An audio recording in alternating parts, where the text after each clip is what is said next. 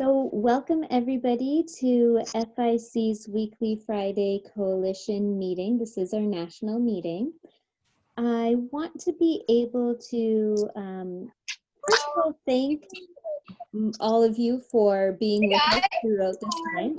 If I could kindly get everyone to just mute themselves while others are speaking, that would be great. And then that way we won't have any feedback voice. Now, if you but I just thought I'd let them in. Do they have masks on? Sorry, Oh, my let's see. Paula, could you just they are the unmute worst. yourself? They break my head. I'm just listening to this call. Oh, right. My Fitness Industry Council Canada Coalition for the National. Okay, there we go. All right, so welcome everyone. Now, a few things we want to go through today. I sent an agenda, so I just want to also start with talking a little bit about the articles that URSA has been coming out with, and that includes an article that was presented earlier in the week about what you need to know about masks in fitness centers. So that is a global article. There has been a lot of discussion about the use of masks in fitness facilities, and across Canada there have been regulations such as wearing a mask to the gym and then being able to take it off while you are actually exercising. So being able to take that into consideration.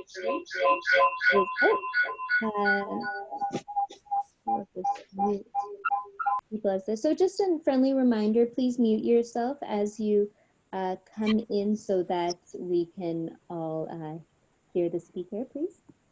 So in the chat box, I've just sent the what you need to know about masks in fitness centers. So if you haven't taken a peek at that, it is a good read. So I do highly suggest looking that over. Campaign updates. We are working on a digital campaign for safe practices while you are in a fitness club, so having social distancing, and that's what we're going to be promoting socially as through FIC, and promoting the use of pictures that show social distancing, so we can really set a good example for what we expect clubs to behave as when they are presenting themselves on a larger platform. And then the next thing I do want to bring up is the letter that I sent out to all of you last night asking for signatures. So this letter is for premiers. There have been a couple updates made on the letter itself. So there are a few typos here and there that were fixed. So making sure that provinces and territories are involved and everything like that. So if you noticed anything like that, please do let me know. We do want to make sure that it is a good document, but making sure that whoever wants their names added to the list of supporters for the letter, please make sure you send your proper name and business, or just send me an email so I know to add your list, and hopefully we can get a solid list by the end of the day today. And if you have not taken a look at that letter yet, it is in regard to what we do as an industry to support the health and wellness of the public, and making sure that if there is any ideas of closures, why we are important to maintain and support individuals. So please take a look at that letter. If you are in support of the letter, please let me know if I can include your name at the very bottom as a supporter for the letter. Okay. So that being said, let's move on to the government update, and I'll let Chris take it away. All right, thank you very much, Tricia. Hopefully everyone can hear me. There are a few things I just wanted to draw to everyone's attention in case you hadn't seen it yet. Many of you will already know that today is the day that Ontario has moved into stage 3, meaning gyms, among other centers, can open up, and they can have up to 50 people inside of buildings here in Ontario. So that's good news as they transition to that here today. On the second item I wanted to mention was the Canada Emergency Wage Subsidy matter. The government has extended that program, as you may know, to the end of this year, so December 31st of 2020.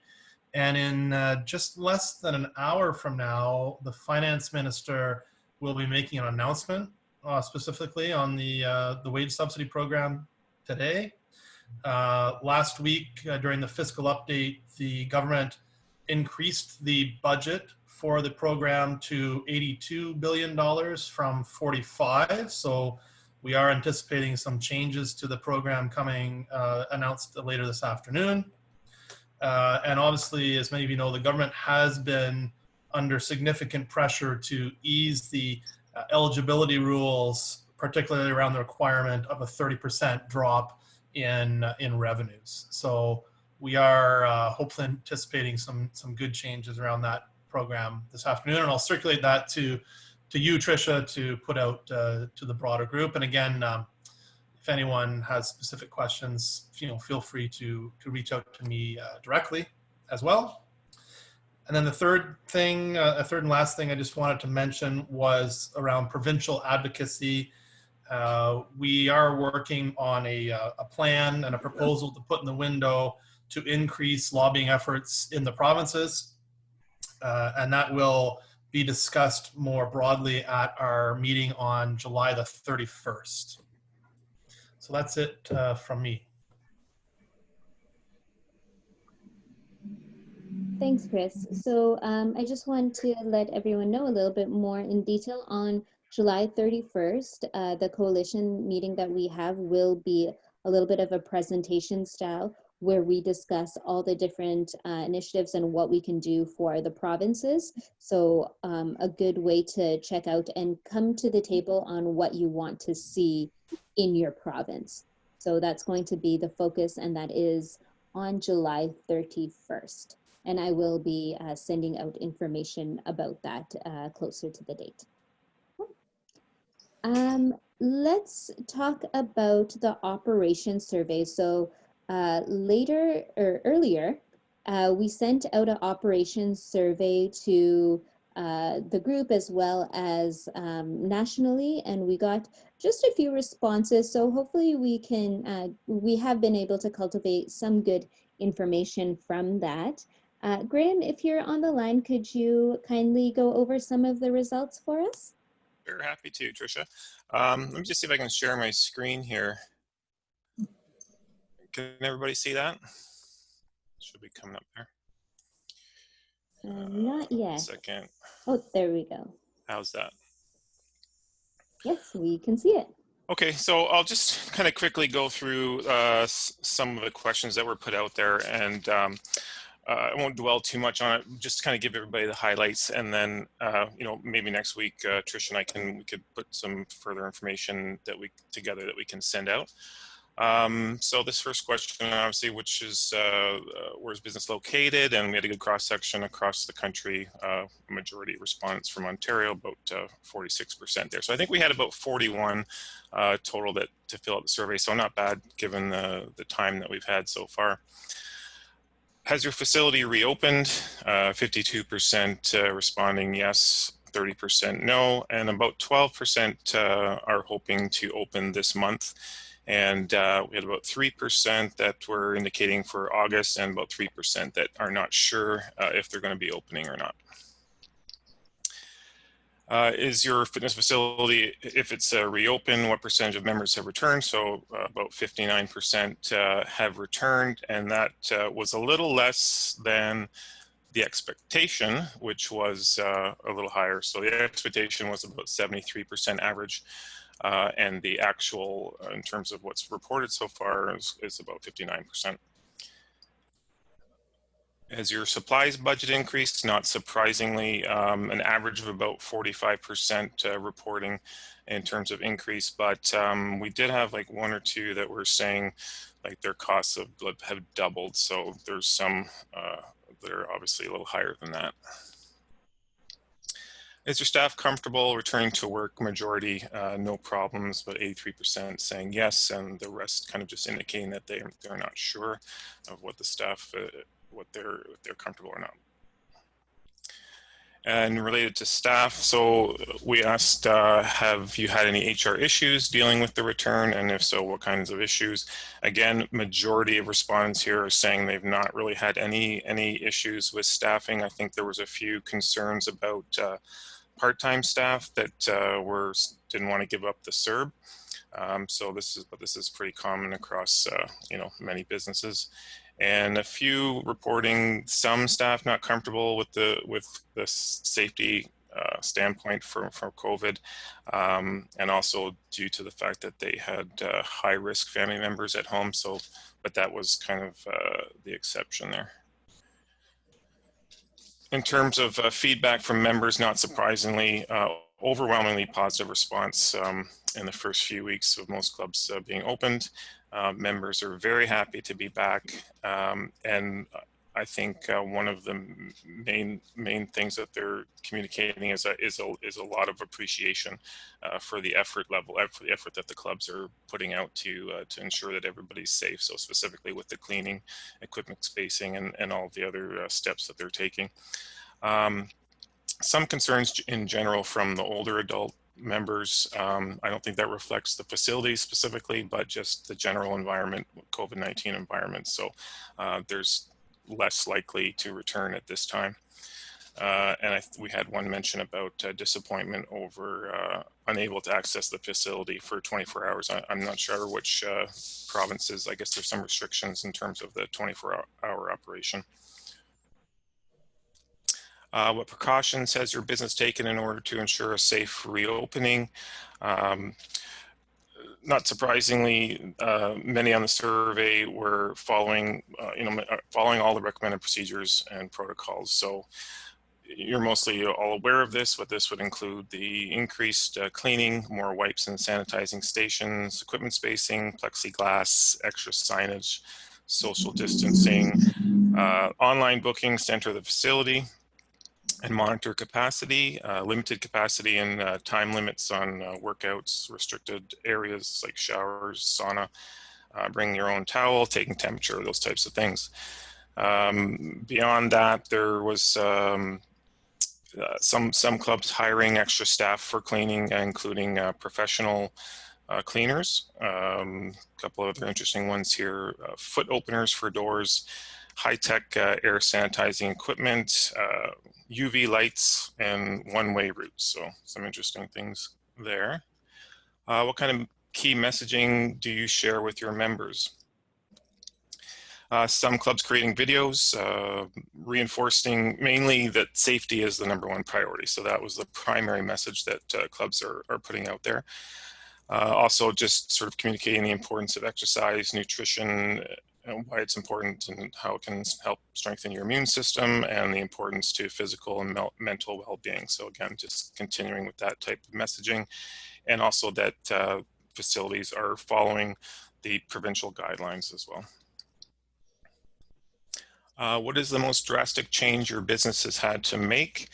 And then just a few here, booking appointments for workouts, the remote check-ins, the capacity restriction, the constant cleaning, the social distancing from clients for personal trainers, the closure of wet areas, expansion of online programming, managing increased costs with their decreased revenue. And I had one respondent indicate that they have postponed their retirement. And then lastly was the operational concerns that respondents had indicated they'd like FIC to review. So definitely masks in facilities. I think that seems to be top of list here in terms of what are the protocols, what are the bylaws from different provincial jurisdictions, and what is the messaging that we're putting out to members. How do we deal with member concerns if someone walks in without a mask? Is there going to create conflict within the facility, that type of thing? So some type of standardization of how the industry should be dealing with masks in facilities, I think is key here. There's a concern about a future lockdown, phase 2 of the virus. What should we be doing? Should we be doing to prepare for this? informing the public, and I think FIC is already doing a good job of this, but continuing the messaging across positive messaging from the industry that facilities are safe. And continued lobbying efforts for financial supports, which is key. And some questions about the informed use of, or the use of informed consent forms. Should members and clients be signing these? And just general issues surrounding whether rate increases and additional costs being passed on to members. So again, that sort of sums it up for me. And as I say, we'll follow up next week and try to get some more information out on this. Great, thank you, Graham. And I'll just figure out how to stop sharing my screen here in a second. Here we go. Good, thank you. So if any of you have yet to complete the survey, please make sure you do so. I will send it out once again to this group through an email that I like to send after this meeting. So please do look out for that in case you have not completed the survey yet. And it is also available on social media if you want to get searching on that. And feel free to share the survey to others that are in your network as well, please. We want to be able to get as much comprehensive information as we can so we know what topics are important and what we can do, because right now we are in the middle of compiling information in order to present what we have a little bit better. The next thing that I would like to bring to your attention is lobbying coalition creations. So Dino from Manitoba has created a coalition of 60 fitness clubs. And Dino, would you please go over kind of your development of this and perhaps share the website with the group? Yeah, for sure. So as most of you have to close your doors on, I think it was March 20th, we had to do that here in Manitoba. We had a little bit more time, obviously, to get things done, to think, to kind of find out what's important. And what I realized was really important was to unify the industry. I don't know what it's like in other provinces, but our industry in Manitoba seems to butt heads a lot. So usually there's not very friendly relationships between fitness centers, especially, I don't know how it's structured in other provinces, but we have a very large number of independently owned centers here. So lots of just small businesses, lots of family run fitness centers. We have well-established fitness centers who've been here for 20, 30 years. We have the large corporate fitness centers. And I just noticed that there's really no unity. There's nobody's working together. So what I did during my downtime was to create this website, and I'll share the link here in the chat. So it's Fitness Manitoba, manitoba.com. And what I did is I basically reached as many fitness centers as I could, both just through cold emails, social media, sharing things on my story, on Instagram, on Facebook. And I was able to get over 60 different fitness business owners to reach out back to me. And we were able to discuss kind of the things that are important, what practices we would implement if we did get to reopen, what we would like to see in all the different phases and stuff like that. So I created that website and have a list. And basically it was to show our public health administration that we can work together. And if we are given an opportunity, we will all implement the same practices to make sure that the industry is safe for people. And I don't know if it exists in any other province, but we don't have anything like that here. So the big difference between this and other options are there's no conflict of interest in terms of a cost to join or a service being sold. So one of the issues was that we have certifying bodies here for personal trainers, but they aren't gym owners. They don't own businesses. So they don't have the same type of desire to get the same outcome as we would as business owners. So what I wanted to do was just get everyone on the same page through communicating through mass emails, getting feedback, doing surveys, stuff like that, in order to present a unified front, because one of the problems with our industry in general is there is no universal criteria or universal certification or universal board that everyone has to be a part of, right? So, and even that falls within things like personal training. People are certified by different bodies, whereas let's say in chiropractic, these people all need to belong to the board. If you're a dietitian, you need to belong to a board. If you're a doctor, you need to belong to a board. So it's much easier for them to push for policy, to push for the right to stay open. One of the things that I've been emailing back and forth with Tricia about is really presenting this unified front in terms of being an essential service, and whether or not this is actually a viable option for us is left up for us to decide. But basically, we need to push for the public to realize how important we are, how much we do impact the health of our communities, but also how arbitrary it is, especially here in Manitoba. I don't know what it's like in other provinces, but we leave other businesses open that contribute maybe a negative to society. Things like the liquor stores are left open, marijuana shops are left open. We have chiropractors who are allowed to stay open. That's considered an essential service, whereas we have a much greater impact on public health than something like that would. Things like massage therapy opened earlier, and that's one-on-one close prolonged physical contact, which is a much greater problem for public health. So with this coalition, the goal is, again, get together, put all our differences aside, and push for one kind of unified front that we are safe. We've always been safe. We've got pre-established cleaning practices. You know, you don't go to a bowling alley and wipe the ball off before you bowl the bowling ball, right? But you do that when you come into the gym. So again, we want to fight against all the negative stigma.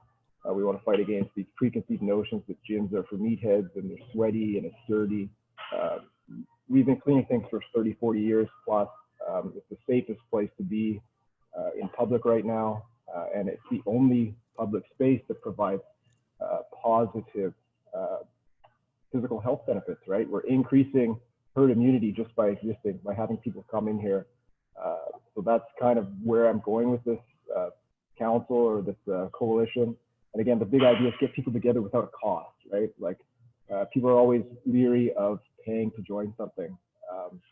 So that's kind of why I wanted to do this, and I have the time to do this. And I'm not sure if this is an option for you guys to do this in your provinces, to kind of generate, even just, I have this large list of gym owner emails. So I'm sending out the letter, right? I'm sending out the survey.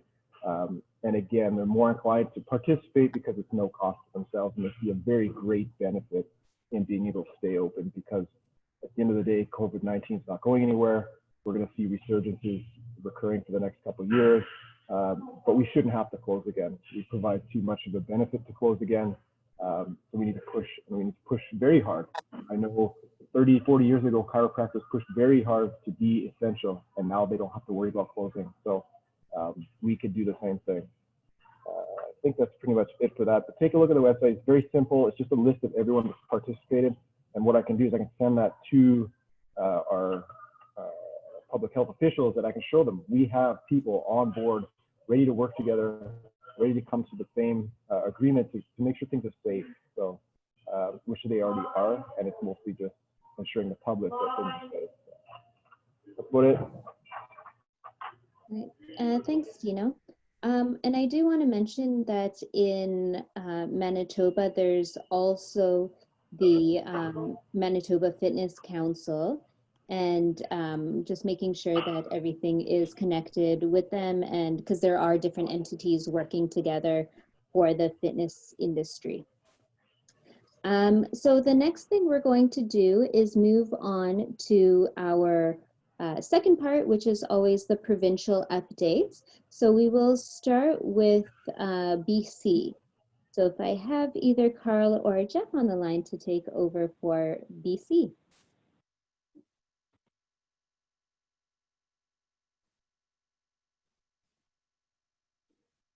No. Angela, is there anything you would like to mention then?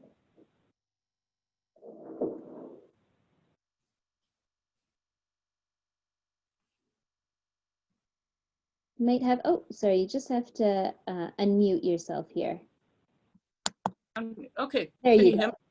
Sorry, BC has just tabled new legislation regarding workers' compensation. I haven't read it completely. I will be sending my labor lawyers just 2 minutes before we went online, send it. I will be sending it to you because I think it will also affect not only our BC group, but people like Orange Theory who have and Good Life who have facilities here in BC. It gives workers' compensation with sweeping new powers. That is the one thing which I have seen, that they actually can come and seize records without any warrant and all kinds of wonderful things. So I'll send it to you and leave it to you to potentially distribute to whoever needs to know, if that is okay. Otherwise, I leave it to Carl or to Jeff to give an update. Thanks. Absolutely, thank you. Anybody else from BC on the line who wants to mention any updates? All right. Hey Trish, sorry. Oh, hi Lee. Go ahead. Hey. So most of the clubs that we know of are doing pretty well. Like Club 16 is doing well, and a lot of the other brands are doing really well. They're all seeing a spike in sales right now. The one thing that has come up is one of the brands in Kelowna unfortunately had an outbreak, not inside their club, but is now being associated with their club in a negative way, and that the member went into the club and is now being reported that they potentially could have had COVID, so they had to put an announcement this morning letting all the members know. They've done a really good job of trying to front end it, but that is one of those things that I know you were planning on talking about, of having that kind of disaster recovery plan. They're currently having to go through that really quickly and try to catch up. Yeah, thank you, Lee. And that is something that is of concern and something that has also occurred in Alberta, which we will go to next then. So thank you for sharing that. And let's move to Alberta then. Scott, if you want to take it away. Great, thank you. Alberta facilities are open. They've been open for a while now. This week, we had some negative press in terms of cycling studio, where some staff were tested positive for COVID. The outbreak apparently happened prior to opening during a staff training, and some other instructors from another studio were in attendance. So they've voluntarily closed their doors to stop the spread, which is commendable. But in the article, one of the participants actually cited that there was a lack of social distancing on the part of the staff as well as fans.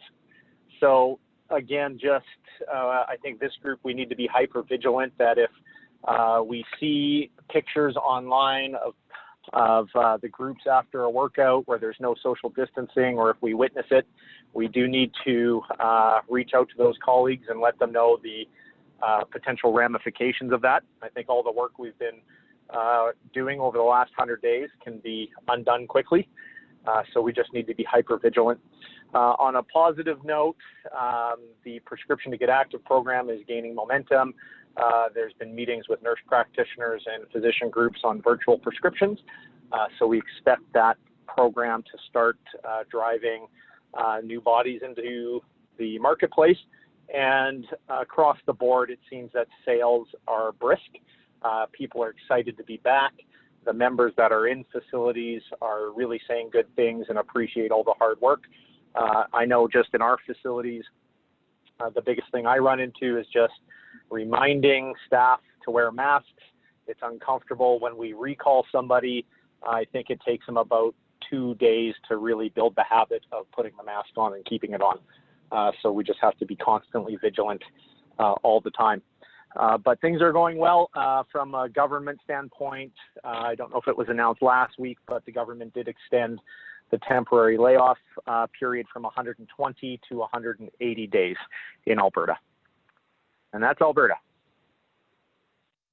Great. Thank you, Scott. Let's move on to Saskatchewan. Hi, everybody. This guy with Evolution Fitness and Orange Theory. Not too much to report. We're allowed to open up June 8th, so we've been open up for a while. From last week to this week, not much to report. Other than I did reach out to my members of parliament in regards to the SACRA program, in particular, the limit of having a $50,000 per month cap. So if your rent is more than $50,000 a month and your revenues are under $20 million a year, you wouldn't qualify. Sorry, your rent has to be under $50,000. So there's a lot of gyms. In particular, I have 2 of my 4 locations that are over $50,000 a month. However, our revenues are under $20 million. So I got the time, some phone time to explain it with 2 of my members of parliament. They were both conservative members.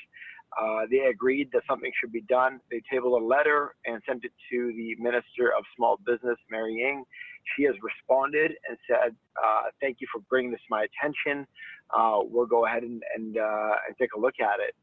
And I was kind of surprised at first, but then when I thought about it, there's almost no other business that falls in that category where rents are over 50,000 and revenues are under 20 million a year. And so gyms, especially ones located in really good areas, are in that very small sliver. And other than us and maybe Motion Fitness up in Saskatoon, I can think of anybody else in Saskatchewan that would fall, any other industry that would fall in that small sliver. So it's good that we brought it to their attention, and I hope that some action will be taken. Great, thank you, Sky, for that update. And it's nice to hear about clubs reaching out to their members of parliament, because that's what we need to do in order to let them know what it is that we want and what we need. Let's move on to Ontario. There has been quite a bit of a stir in Ontario this week. So if somebody would like to take on Ontario. Sure, I can speak to that. Chuck, unless you want to, if you're online. Yeah, no, I'll start out and then you can add in. So we did get the ability to open, albeit with the maximum capacity in the building of 50, not including employees. Works out for some well, for other products it doesn't. Mobody doesn't fit well into that parameter, so I had a couple conversations this week. I got fortunate and had dialogue with the Premier, and we've been getting some action. And as I say to anybody else on the phone, you should be putting your plan forward to have that extended past the 50. We've implemented our plan, and I did take the opportunity to give them personally the copy that we had given, we had been submitting on behalf of the Fitness Industry Council in Ontario. And so it is in their hands, and they have told me that, you know, right now it obviously doesn't make sense. And they used an example of the Toronto Convention Center as over 500,000 square feet, and they're allowed 50 people in the building. So 1 per 100,000 square feet. So more to come on that hopefully soon. And, you know, we're viewing it as positive that at least it's phase 3 and part of the province, except for the GTA and Windsor, Essex. So Mario, if you have more, go ahead. Thanks, Chuck. And congrats on getting through to the Premier. That's quite the feat, so congrats to that. So similar to add to what Chuck's been saying, and just to reiterate, so most of the province has moved to stage 3. However, Windsor, Essex, the GTA, I believe Durham region and some other regions have not been permitted to move. We have no date yet. We anticipate a couple of weeks after today, 2 to 3 weeks, what we anticipate. But that's, again, no hard information on that, just based on previous events and history. Some interesting things of note. Again, there are some facilities that are open, particularly the combatives facilities. So we do have gyms that offer combatives like boxing, jiu-jitsu, and Muay Thai and that sort of thing, again, because of their organizations. But what is interesting to note, and what I just found out yesterday actually, was these facilities will allow, for example, in Brazilian Jiu-Jitsu, it is full contact, lots of hugging, as they say.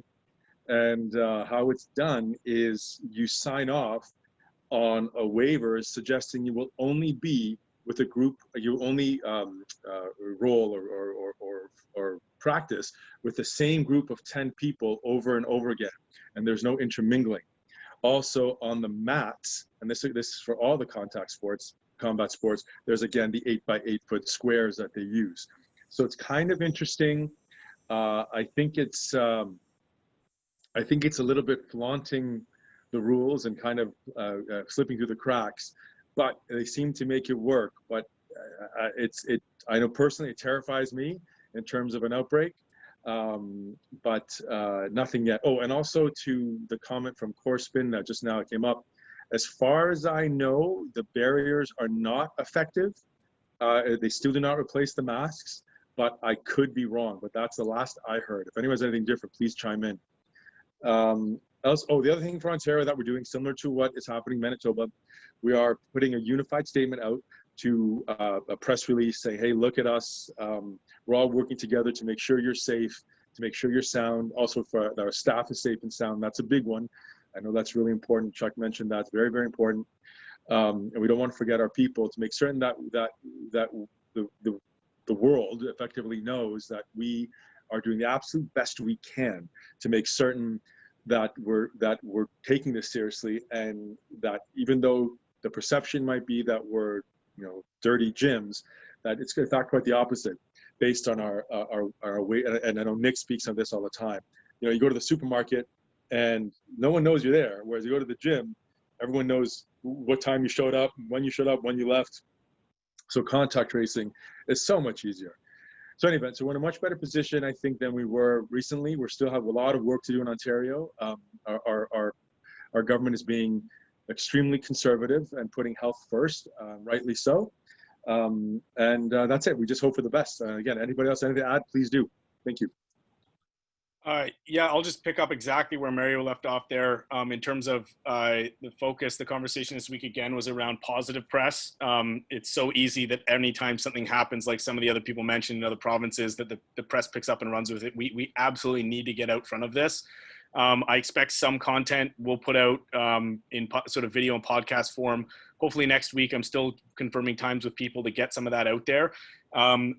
Mario hit something that I've been sort of floating to directly with individuals, which is when you compare the grocery store to gyms, the difference is pretty stark in terms of what gyms are doing versus the grocery store. For example, like you don't have to fill in a survey about, where you've been and COVID questions before you go into the grocery store. You do before you have to go into any gym. You have to book into a gym. You don't book into a grocery store. So I think it might make sense. I'll maybe try and take a run at this, but I'd love to maybe have some help from somebody, just given the load of work I've got right now, putting some sort of graphic together that might contrast those two, like grocery stores versus gyms, in terms of like safety precautions being taken at gyms that aren't being taken at, a grocery store or retail store. Because when I explain that individually to people, it really resonates. They go from, oh, gyms aren't safe, to, oh, okay, that makes sense. Gyms are actually a lot more safe than me going to the grocery store when you point it out that way. So maybe just having something visual that like points out the differences between, the differences and similarities between the two, and how much further gyms are going than other things that people have been used to going into for the past, 3-4 months, and try and see if that can get picked up by some press. So as Mario mentioned, a press release that says some of this stuff, we're going to try and put one together in Ontario, but we'll share that with the group, because anything they can get into the press that illustrates this point, I think, and we can get, like we said, some positive press on it and build some more public trust that way, to just explain what this group has done, what gyms are doing, how there's a unified mission here where public health and safety has been put first over top of everything else. And in a lot of cases for gyms, that's at the expense of bottom lines. So sort of switching that narrative that may exist out there. And just, we'll put some video content out. I'll let you know, and I'll get it to Trisha so she can get it out to the group. And if everybody, when that content comes out, can push it to any media outlets they've got. And I think it's good because anybody in this group could hop on a quick interview. And I know some people have, to speak directly to those guidelines and what gyms are doing, and create that positive message. I think that's just the really, really key thing right now, is getting some positive press going out around what the industry is doing and why gyms are are actually a lot more safe, not to mention like essential and a big part of healthcare and preventative care and all that stuff. But really it's that building that public trust around safety, employee and public safety in gyms. Thank you, Nick. And a nice idea with the comparative. And I think a visual is easy for people to look at and recognize. So it could be a good representation of the things that our industry can offer compared to the daily things that people don't necessarily always think about, but are in contact with all the time. So Yeah, let's go to. I can write up an outline if somebody wants to design that. That's not me. We'll figure something out with that. Yeah. Let's move on to Quebec, and if Natalie, you can take over for us. Hi, everybody. I apologize for the audio. I'm sitting in a hot car somewhere. Can you guys hear me? Yes, we can. Okay, good. So this has been the week of the masks in Quebec, as on Monday, the provincial government announced that as of tomorrow, so Saturday, people need to wear masks indoors. And they announced that with very little detail. And so we've been trying to see the forest through the trees in this for as long as we could. There's been very little written about it. And so we rewatched the press conference a couple of times to try and help our coalition members figure out what that means, because they gave the examples of movie theaters or concerts or restaurants, which is you wear the mask to get to quote unquote your place. Once you're in your place or your spot, as long as there's social distancing or physical distancing, then you can take it off. So if you're in a restaurant, you get to your table, you're at your table, you can take it off. If you go to the washroom, you have to put it back on, which led us into the rabbit hole of, so if you're supersetting, you need to clean a machine and then put your mask on to go a meter away and then do that other exercise and then clean the machine. And so we've been stuck in this for the longest time. And the double-edged sword of having the sports minister take on gyms is all she gave us was nothing changes for gyms. If you're active, if you're exercising, you don't have to wear a mask, which is tough because the fines said that will be given to businesses if they don't respect the mask wearing, go from a first offense of $400 to a further offense of $6,000. And so what I've been communicating is what the sport minister has written from the beginning, which is during activity, especially more in high intensity activities, you do not have to wear a mask. And so there's a little bit of left up to interpretation, and we're doing our best to figure it out, but it's clear for studios, it's clear for group fitness, it's muddier for, for free weights and for like, from your rack of weights to your bench and back and forth, do you have to put it back on again? So some gyms decided to just say yes, thinking that members would probably try and push the boundaries anyways, and they'd rather be safe than sorry and live with the consequences of members potentially being unhappy about that. And a lot of the other ones are like, wherever physical distancing is not possible, walking in, perhaps walking out, in a corridor, maybe in the locker room if it's open, then wear it. But when you are during the exercise moments, including in between sets and reps and rest and whatever, that you would not have to wear the mask. That is what we were indicated by the sports minister. So we're doing our best to figure that out. I'll admit I've got all fingers and toes crossed that with that understanding, no gyms get fined. If they do, we're going to have to get quite louder with the sport minister as to how she can support us better with saying things beyond the nothing changes, because nothing changes isn't reassuring to anybody when new expensive regulations come in. So that's kind of where we're at with that. This all goes into play tomorrow. More reopenings took place in the last week. They seem to have gone well. And just a little message to Dino. Dino, if you want to reach out to Trisha and me, because essentially what we launched in Quebec 2.5 months ago, or 3 months ago now, is a Quebec coalition of FIC. So it's under the umbrella of FIC, which is a lot of the things that you described is exactly why FIC exists and exactly the goals and the support that FIC does for the industry of bringing everybody together through a neutral place. case in point, I'm not a gym owner, yet I'm the one that's been trying to pull all these people together, right? As well as other provincial members, so Sam and Charlie, et cetera, that have been working through that. And so an opportunity there to, rather than reinvent the wheel, kind of come into that FIC that's been around since 2006, has its bilingual website and lots of other things that reassure the government. So that was great for us to do that for the 160 members that are part of the coalition now. And I think that's it. Evelyn, did you have something? Yeah, actually, oh, do you hear me well? Yes. Or two? Yeah, okay, good. Yeah, I would like to share something. This week, we had a case of a client that was testing positive. And we had a call from public health office, actually not a call, but email. And I was very surprised when they wrote that to inform us that we had a case that came in our club. But that case, we didn't have to do nothing because the measure that we put in our gym were so good that the chance of contamination was very, very small.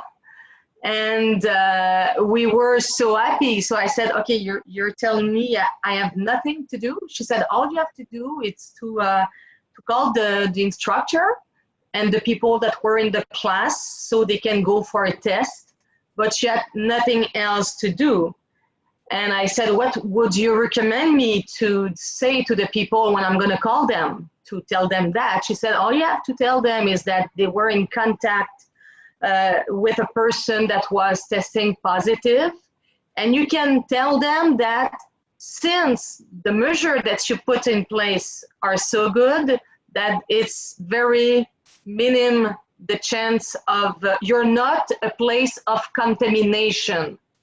So I was very, very happy to hear that from a doctor from the Office of Public Health to say your place is not a place where the contamination is strong. So actually you are very minimum so that you have nothing to do. So I wanted to share that with you because we need to continue to do that. We need to continue to put all these measures in place to make understand our staff. It makes all the difference because that person came to a class and could contaminate all my members from that class. From the moment we have nothing that happened from that, and from the comment of the health office, our place, our environment is not a place where the contamination can go on. So it's a bad good news, since at the end, it just tells us that we have to continue to do what we do. I asked her to write it. She didn't want. That's great. That's great news. She didn't want to write that. It's great news because you guys, you should know that it's been a tough week. It's been a week where the infections have increased in Quebec. Most of them related to bars and house parties. And so we're struggling a little bit with that here. The good news is that they literally asked every single young person that's been in a bar since the bar's open to get tested. And we tested over 15,000 people in the province yesterday. So these wonderful millennials are lining up like crazy to respond to that because I think they're now realize that there's a concern there for the health and safety of their families. And so people are responding, and hopefully the new mask policies will go in smoothly and eventually will go not only to the business owner, but they're saying as of August, it will also be the citizens that might get fined, so that not all of the responsibility is on, you guys can imagine your front desk staff trying to make sure that every single person walking in has a mask.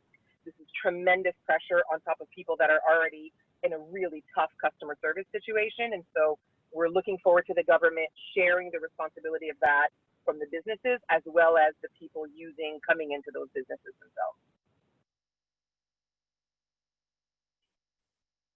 Thank you so much. Thanks for sharing that, Ismael. Thanks. Welcome.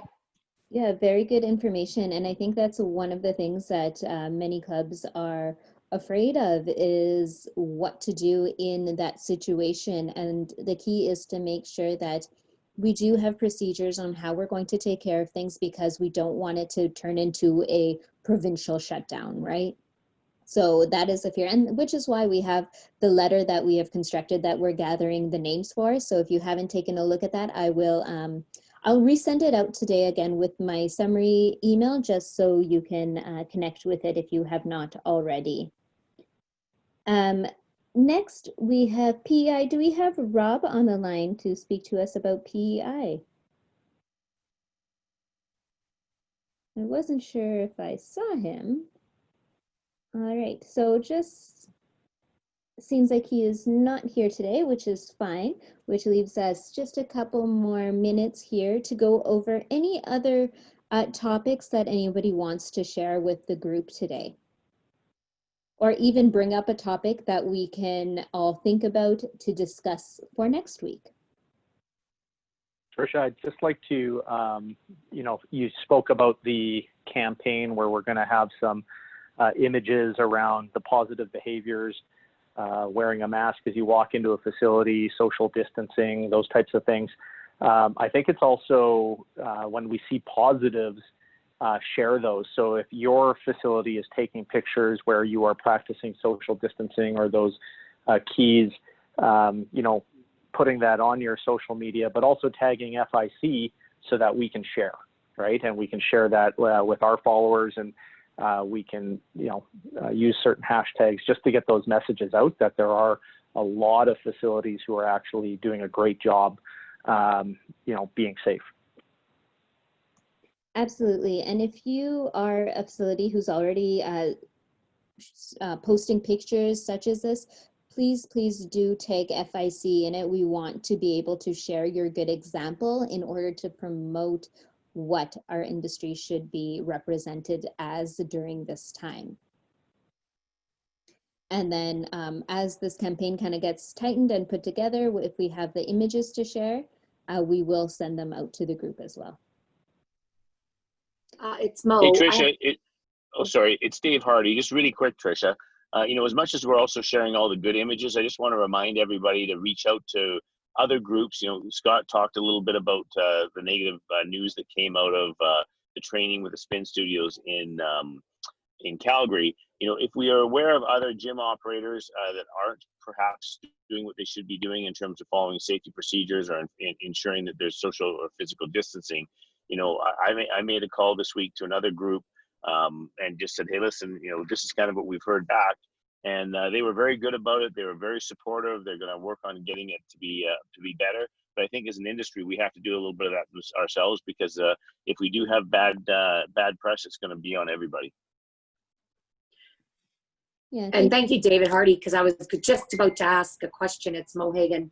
My question is actually two. The first one was, if you come across a studio, well, I've had 2 studios that have been brought to my attention that actually opened last week. They haven't practiced any of the social distancing, sanitation, masks, et cetera, et cetera. They've done nothing, and they've actually forced their instructors to teach. And they feel like they're being forced because they thought they weren't even supposed to be open yet. So what's the best advice? We're self-governing. We reach out to them and try to seek to understand and then be understood, or does anybody have advice on that? And then my second question, having just taught my very first class back this morning, I found out through the clubs I work with, which of course is Good Life, is that a lot of members have put their memberships on hold for a very long, like an extended period of time. Do you have any advice for any of you who have been open for now a while? Are you seeing them now bring their memberships off hold now that they're seeing some confidence in the club and how they're managing everything? Or are you still seeing them on hold and Is that something we just expect will last, or will we see some people come off hold? We've seen people who want to be on hold for another 90 days. And then we've also seen people start to trickle in, you know, over the last couple of weeks. And then our sales are doing well in terms of new members. So, but there is a group that just said, freeze me for another 90 days. And they don't have any intention of coming for 90 days. Okay. I think hopefully some of this positive press and stuff is something you could send out once that comes together, especially this sort of comparison. In terms of this self-policing, I had a couple come across my desk too, Mo, here in Ontario, whether it was social posts or whatever it was. And Scott can probably speak to this too, because he's dealt with this, I think, more in Alberta. But for me, the approach was I just reached out to them directly and said, hey, you know, I'm a member of the FIC and the Ontario Coalition that's been working, you know, with the government to do this safely. And this has come to my attention, like it was raised to me that you've been doing this. And if it's raised to me, that means that someone may have raised it to public health or to other people that you should be aware of. So I wanted to reach out to you as a courtesy to let you know. You know, there are guidelines, there are reopening plans here. It's in everybody's best interest. You see how the press has run negatively with this. They will run and they will put your gym out there, and it'll be very bad for your brand. And I sort of reached out with an email first that just said, hey, this has come to my attention. You know, please, can I talk to you on the phone? I'd like to talk to you directly. This is very important before, you know, something happens that in the press or with public health. And then I got on the phone. I explained to them, this is what it is. In both cases, luckily with these people, they posted something and it was more like, hey, look at what we're doing to get ready to get open. It's just that whoever had seen it and sent it to me didn't read the description. They just saw the picture of people working out in their facility, and it was actually their staff showing the social distancing and the measures they'd taken. And in the other case, the only person that had been in the gym was their therapist had been working with therapy patients. So they were completely within the guidelines, but that hadn't been clear to other members who'd seen people going in and out of the facility.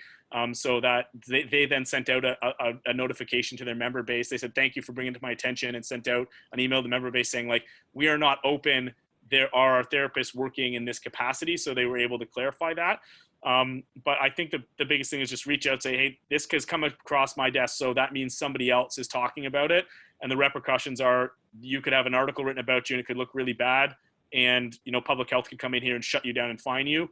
I want to let you know about this ahead of time, because we're trying to work together as an industry. And if you don't know, I'll send you the guidelines that the industry's come up with, and I'll invite you to the Ontario Coalition call or this weekly call, because it's really important that we work together on this. And that message has been well received from the two owners I reached out to. They actually hopped on the Ontario Coalition call the next week and were like, oh, I'm really glad to hear this. I want to be more informed.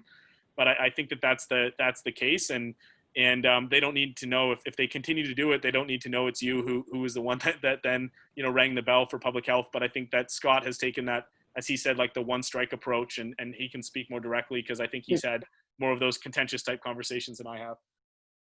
Thanks, Nick. Yeah, and I'm sure this is a topic that will come up in the next couple weeks as well, so we'll make sure that we identify. I just want to note that Stephanie Jeffrey from Manitoba Fitness Council has one more quick update for us. So Stephanie, if you would like to share that with the group before we wrap up. Sure thing. It's kind of a little bit of an embarrassing update here in Manitoba. Our provincial government wasn't doing the math correctly on the group fitness size constraints, and actually indicated early on that each person would need 10 square meters of space, which especially for small studios severely limited the number of people that could be in a studio. They've revised it undercover just last week to say that we only need to be 2 meters apart. And so that's seriously increased the number of people. It's still at 50% capacity, but those studios that could only have 2 people before now probably can have 4 or 5 people. So kind of a funny one, but at the same time, a welcome update. Great. Thank you, Stephanie, for sharing. And you know what, that's another good point, is to just double checking on the math throughout to make sure that things seem the way that they should be. On that note, I would like to thank all of you for attending our National Coalition call today. If you are not currently a member of FIC, we highly recommend you become one so that we can keep you more informed and involved in what we are doing in order to unite the industry and move forward to having success in businesses in our industry.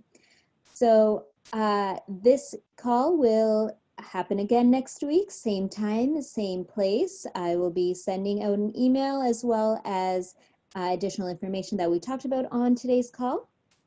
And on the final note, if you haven't seen the letter that was sent out yesterday or last night, please take a look at that. And if you are willing to add your name to the list, let me know so I can get that done. Thank you so much, and we'll see you next week. Thanks, Tricia. Thank you. Thanks, everybody. Take care. Okay.